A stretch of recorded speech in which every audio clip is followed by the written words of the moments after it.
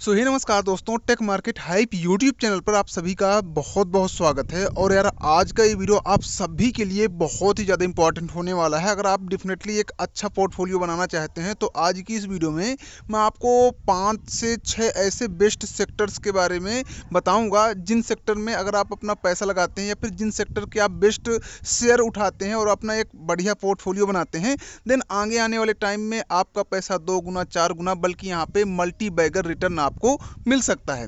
तो डेफिनेटली एक एक करके सारे सेक्टर के शेयर बताऊंगा और उनमें से जो सेक्टर के बेस्ट शेयर हैं वो मैं आपको सजेस्ट करने वाला हूं। तो डेफिनेटली वीडियो पूरा देखिएगा। हालांकि मैं कोई सेबी रजिस्टर एक्सपर्ट नहीं हूं कि मैं आपको इन्वेस्ट की सलाह दे सकूं, बट मैं आपको यहाँ पे जो मेरी टेक्निकल एनालिसिस कहती है और मेरा जो मानना है कि इन फ्यूचर आपको इन शेयरों के थ्रू मल्टी बैगर रिटर्न मिल सकता है।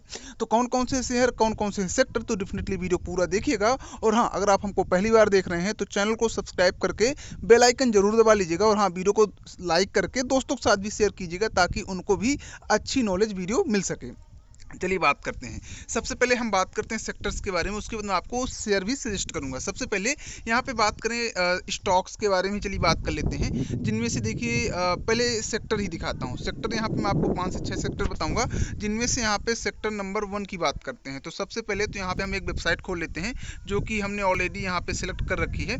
तो यहाँ पे देखिए टॉप जो fastest growing sector in India हैं वो उनमें से सबसे पहला है IT। ठीक है, सेक्टर नंबर 1 है IT। उसके अलावा यहाँ पे हेल्थ केयर हो गया।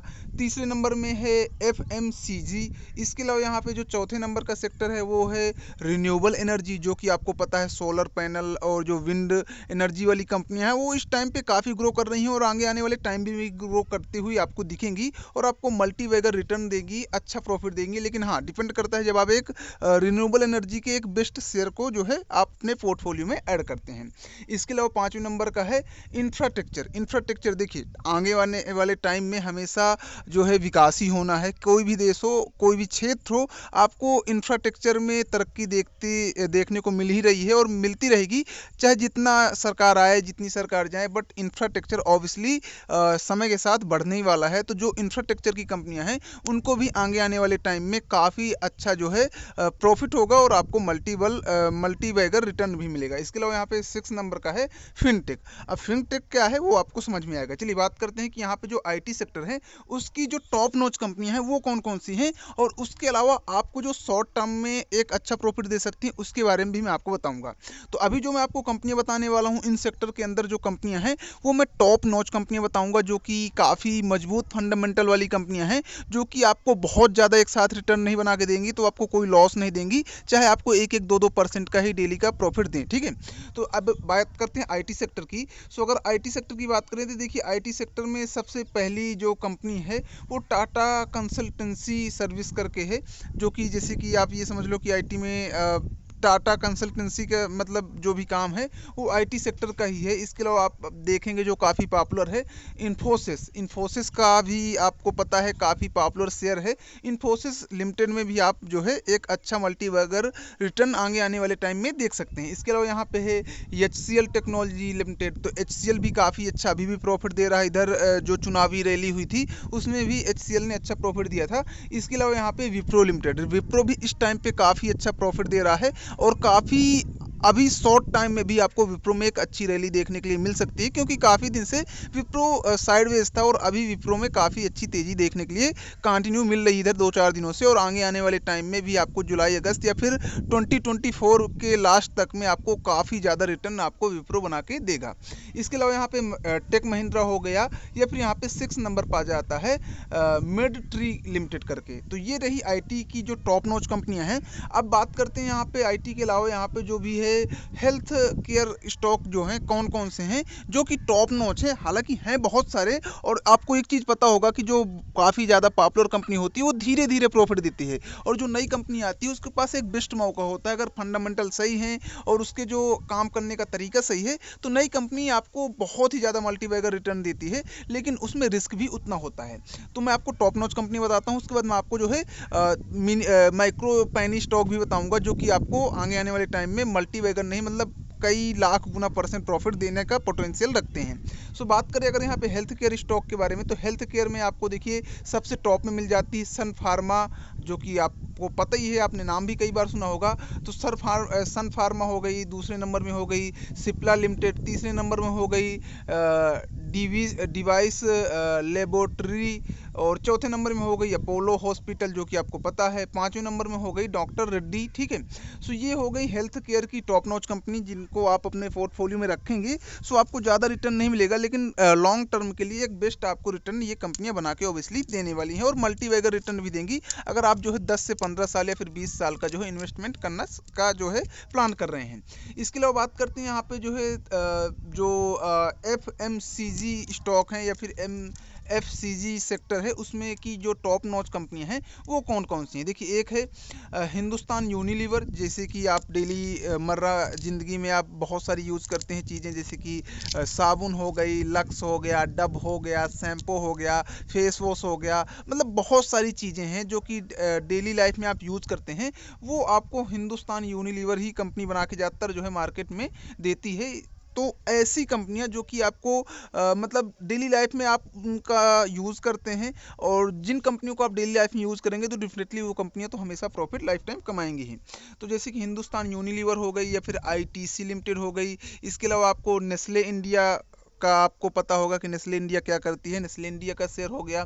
या फिर यहाँ पे डाबर इंडिया हो गया, जैसे डाबर के सिरप आते हैं, डाबर का क्या कुछ नहीं आता, चाय आती है, मतलब बहुत सारी चीज़ें, शहद आती है। तो जो डाबर कंपनी है ये भी हम डेली लाइफ में यूज़ करते हैं। सो इसको भी डेफिनेटली आप जो फ्यूचर में देखेंगे तो आपको ये मल्टी बैगर रिटर्न के ही मुकाम पर पहुँचाने वाली है। इसके अलावा एक है P&G, तो P&G भी कंपनी है जो कि आपको जो है डेली मर्रा की लाइफ में मदद करती है, चीज़ों को बनाती है।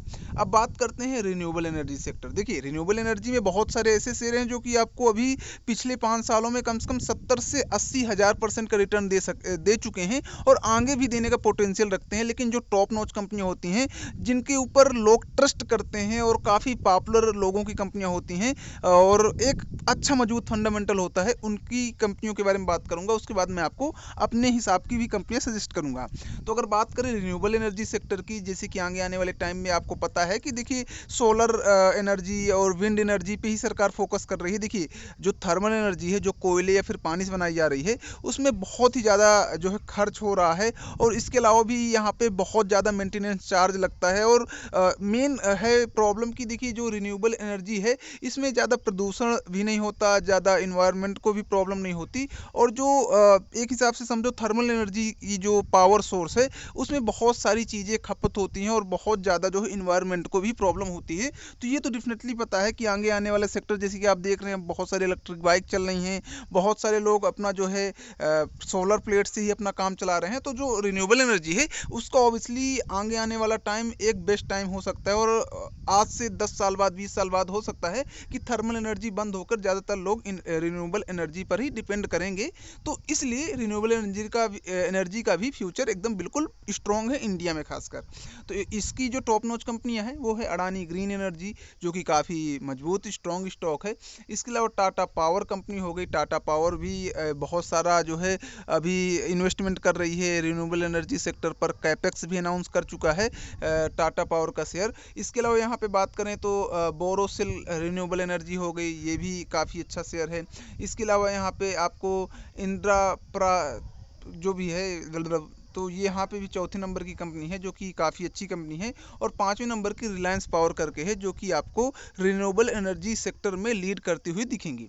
तो ये देखिए कुछ सेक्टर हैं जो कि मैंने आपको बताया। इसके अलावा यहाँ पे देखिए मैंने जो आपको बताया था इंफ्रास्ट्रक्चर स्टॉक, जो कि आपको हर टाइम आपको जो भी विकास है होते हुए दिखेगा, चाहे वो रोड हो या फिर जो भी मतलब चीज़ें हैं, जैसे कि बिल्डिंग बन रही हैं, सड़कें बन रही हैं, या फिर जो बड़े बड़े म्यूजियम बन रहे हैं, बड़े बड़े मतलब जो चीज़ें बन रही हैं, इंफ्रास्ट्रक्चर तरक्की कर रहा है देश, उसके पीछे तो इंफ्रास्ट्रक्चर कंपनियों का ही हाथ रहेगा, उनको ही काम मिलेगा। सो यहाँ पे जो टॉप नॉच की इंफ्रास्ट्रक्चर कंपनियां हैं जो कि अभी जो काम कर रही हैं और आगे आने वाले टाइम में एक अच्छा आपको मल्टी बैगर रिटर्न बना के दे सकती हैं, उनकी जो टॉप नॉच कंपनी है उसका नाम बता देता हूँ। जैसे कि यहाँ पे देखिए लार्सन एंड टॉब्रो करके जो कंपनी है पहले नंबर पे, इसके अलावा दूसरे नंबर पर है रिलायंस इंफ्रास्ट्रक्चर, इसके अलावा तीसरे नंबर पर है GMR एयरपोर्ट इंफ्रास्ट्रक्चर। देखिए एयरपोर्ट बन रहे हैं तो GMR एयरपोर्ट इंफ्रास्ट्रक्चर कंपनी को ज़्यादातर काम मिलता है। इसके अलावा यहाँ पे IRB इंफ्रास्ट्रक्चर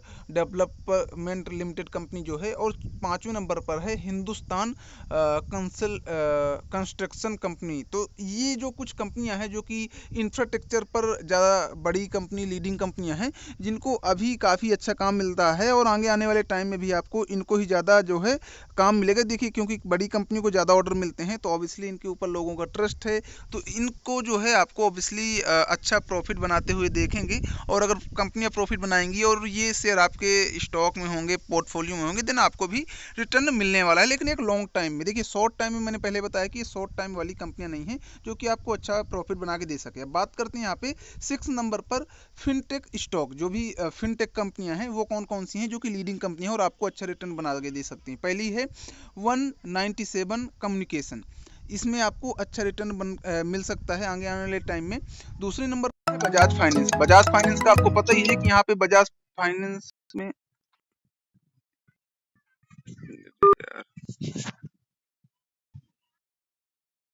यहाँ पे अभी बजाज फाइनेंस की बात करें तो देखिए बजाज फाइनेंस में भी आपको यहाँ पे एक अच्छा रिटर्न मिलेगा। और देखिए कॉल आ गया था तो बीच में प्रॉब्लम हो गई थी। यहाँ पे बजाज फाइनेंस ऑलरेडी अभी भी यहाँ पे काफी ज्यादा कई लाख % का प्रॉफिट दे चुका है और आगे आने वाले टाइम में भी आपको बजाज फाइनेंस में एक अच्छा प्रॉफिट बनते हुए दिखेगा। तीसरी नंबर पर है कंप्यूटर एज मैनेजमेंट सर्विस करके है, तो ये भी कंपनी लीडिंग कंपनी है जो कि फिनटेक में सबसे आगे चल रही है। और उसके बाद चौथे नंबर पर है HDFC एसेट मैनेजमेंट कंपनी। पांचवें नंबर पे है central depository service India limited. तो ये जो कंपनियां हैं ये 6 मैंने आपको सेक्टर बता दिए और उनकी मैंने लीडिंग कंपनी बता दी। अब बात करते हैं ऐसी कंपनियां जो कि ऑल टाइम एवरग्रीन कंपनियां हैं और आपको डेफिनेटली प्रॉफिट देने वाली हैं। और मैं अब यहाँ पे सेक्टर के बारे में बात नहीं करूंगा, सिर्फ कंपनियों के बारे में बात करूंगा। तो देखिए पहली कंपनी है रिलायंस इंफ्रास्ट्रक्चर, जो मैंने आपको बता ही दिया है, और लास्ट फ्राइडे भी इसने देखिए 2.68% का प्रॉफिट दिया है। इसके अलावा टाटा कंसल्टेंसी मैंने आपको बताया था, वो भी देखो 2% के आसपास का रिटर्न दिया है लास्ट फ्राइडे। और यहाँ पे HDFC बैंक की बात करें तो HDFC बैंक ये बैंकिंग सेक्टर है, तो अगर आप चाहें तो बैंकिंग सेक्टर पे भी कोई एक अच्छा शेयर जो है चुन सकते हैं। बैंकिंग सेक्टर भी अच्छा सेक्टर है, तो ऐसा नहीं है। आप चाहें तो देखिए 7th नंबर पर बैंकिंग सेक्टर रख सकते हैं, जिनमें से HDFC बैंक हो गया, ICICI बैंक हो गया, ऐसे करके बहुत सारे हैं बैंक। और उनमें से जो अभी नए बैंक है जैसे कि कोटक महिंद्रा बैंक हो गया, तो आप ऐसे कोई बैंक को सिलेक्ट कर सकते हैं जिसका भी फंडामेंटल काफी अच्छे है और लोग पसंद भी कर रहे हैं। अब यहाँ पे देखिए बात करते हैं, देखिए हिंदुस्तान यूनिलीवर का, जो कि लास्ट फ्राइडे 1.11% का प्रॉफिट दिया था। और इन्फोसिस की बात करें तो इन्फोसिस ने देखिए 4.17% का रिटर्न दिया है लास्ट फ्राइडे। इसके अलावा ITC की बात करें तो ITC देखिए कोई सिगरेट फूंकना तो कोई बंद नहीं करेगा, तो ITC जो है बनाना बंद नहीं करेगी। तो मतलब ये समझ लीजिए जिनका मतलब प्रोडक्ट बिकना ही बिकना है आगे आने वाले टाइम में, कभी बंद ही नहीं होना, वो भी कंपनियां काफी अच्छा रिटर्न दे सकती है, जैसे कि ITC हो गई। इसके अलावा देखिए state bank of India one of the best जो है बैंकिंग सेक्टर का एक शेयर है जो कि आप जो है अपने पोर्टफोलियो में रख सकते हैं।